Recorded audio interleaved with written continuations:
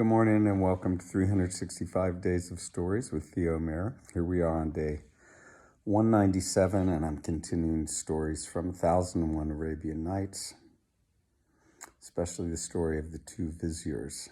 But remember, Jafar was telling to Harun al-Rashid, the Caliph, commander of the faithful.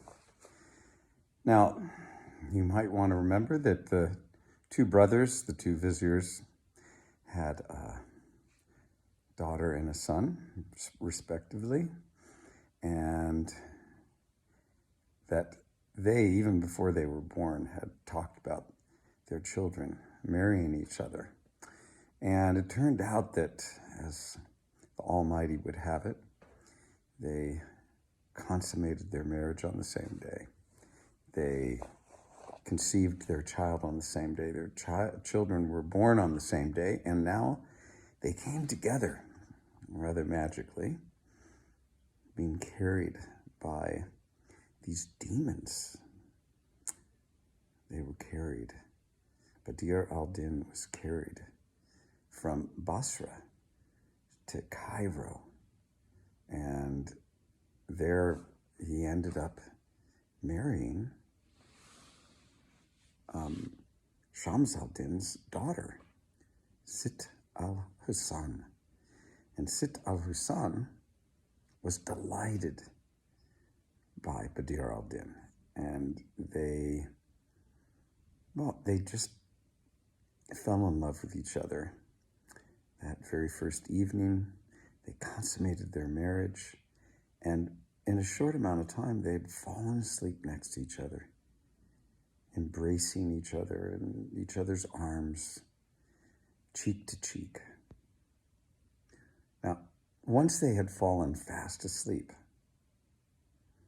the demon, who had been there the whole time, as well as the she-demon, but the demon said to the she-demon, I think we should take him back to where he started, in Basra. She agreed, and so she ended up picking him up, and the two of them began to sail through the air again.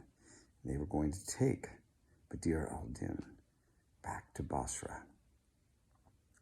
Now, as they were traveling through the air, the angels of heaven saw what was going on. They began to throw their thunderbolts at the two demons. The he-demon was annihilated by one of those thunderbolts, but as the Almighty would have it, the she-demon was able to bring Badr al-Din down to earth. But she did so just at the outskirts of the city of Damascus, and right at one of the entryways to the city. The she-demon placed him down on the ground and quickly departed. Badr al-Din slept through the night, and in the morning he slept on. And as people were first stirring about, coming either out of the city or going into the city through that gateway, there they saw him. Now, he was a sight to be seen. No shoes on. He had his skull cap on, which was striped. Everything had been left in the marriage chamber. So his turban, his purse with gold, his dagger, his belt, his robes, everything but a shirt, his undershirt. It's all that he had on. And it was thin, and it was embroidered beautifully with a gold brocade. And here he was laying on the ground. And people saw him, and they, one, were completely taken by his beauty. But two, they wondered, how did he get here? Oh my gosh. They started to think he must have had a wonderful night to have ended up here with almost no clothing on. And they went on and on speculating. Well, Badr al-Din awakened did, he looked up and saw all these people looking down at him. And he was surprised. He saw what state he was in. And the people said, "Where are you? How did you get here? Where are you from?" He said, "I honestly don't know. Where am I?" And they told him, "Well, you're in Damascus." And he said, "Well, last night I was in Cairo." And they're like, "How could have you been in Cairo last night and awakened in Damascus in the morning?" He said, "By God, I don't know, but I can tell you surely that this is what happened." They began to think that he was crazy, because there's no way a person could end up going to bed in Cairo and wake up in Damascus. He was trying to assure them that this was so. He said, "Even more than that," he said, "I was married in Cairo last night, and here I've awakened in Damascus. How can this be?" And they thought, "You are crazy. You're mad." He said, No, I am not mad. In fact, yesterday I was in Basra, and in the evening I was in Cairo and married, and now here I am in Damascus in the morning. So I don't understand it myself. "Oh, well, here is one," they began to say. "Listen to his craziness." And they went on. Now, pretty soon, they were feeling like they had a madman on their hands. And one said, "Get a stick and crack him over the head. Perhaps that will bring him to his senses." Feeling those threats upon him, Badr al-Din stood up, and he began to run. And this crowd that had gathered around him, many of them began to run after him. "Madman, madman," they shouted. Well, he ran in through the gate and into Damascus.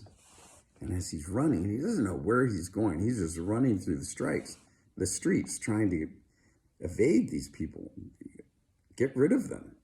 Almost as if, he'd been poking around a beehive, and suddenly all the bees were chasing after him. Well, here he is running through the streets. He has no idea where he's going to go or how he's going to get rid of this crowd, but they are threatening, basically, to do him in. He runs. They're right on his heels. And finally, as fate would have it, he runs into a cook shop. Now, the cook shop was owned by a man who had once been a robber. He'd once been a thief. And when he ran in to the cook shop, none of the people that were chasing him went in, because they were afraid of this guy. He had proven to everyone that, well, he was not a person to be messed with.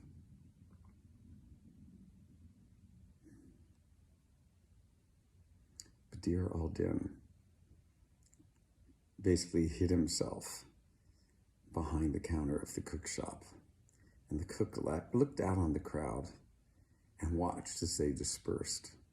And then he turned to Badr al-Din and he said, "Young man, stand up, tell me your story." And we'll stop there. Badr al-Din in Damascus, Sit al-Husan, in her bed alone. All right. Have a great day. Thanks for joining. Hope you enjoyed.